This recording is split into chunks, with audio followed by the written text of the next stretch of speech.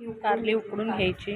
ह्याच्यामध्ये कांदा खोबऱ्याचं वाटण, आपल्याला शेंगदाण्याचं कूट, मीठ चवीनुसार घालून घ्यायचं आहे. हळद, धने जिरे पावडर, थोडासा गरम मसाला घालून घ्यायचा आपल्याला आणि 2 चमचे घरगुती लाल तिखट घालायचे आणि पूर्ण असे व्यवस्थित मिक्स करायचं आणि उकडलेल्या कारल्यामध्ये आपण बिया काढून घेतल्यात त्याच्यामध्ये भरून घ्यायचे.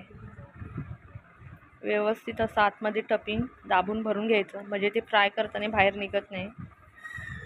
हे बघू शकता तुम्ही. अशा पद्धतीने व्यवस्थित भरून घ्यायचं. आता आपल्याला तेल टाकून गरम करून घ्यायचं आहे. गरम तेलामध्ये कारले आपल्याला फ्राय करून घ्यायचे. भरली कारली फ्राय करून घ्यायचे. हे बघू शकता तुम्ही.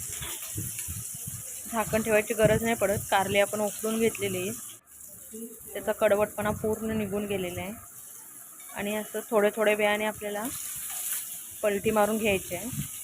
हाय फ्लेमवरतीच आपल्याला कारली फ्राय करून घ्यायची. थोडी कमी करून घ्यायची.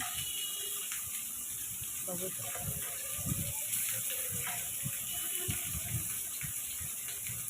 झटपट अशी भरली कारली तयार होतात. बघू शकता तुम्ही. मधून मधून पलटून घ्यायची मसाला जळू नये म्हणून.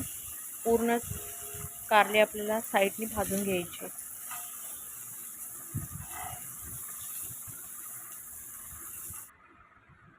भरली कारली आपली तयार आहे. हे बघू शकता तुम्ही.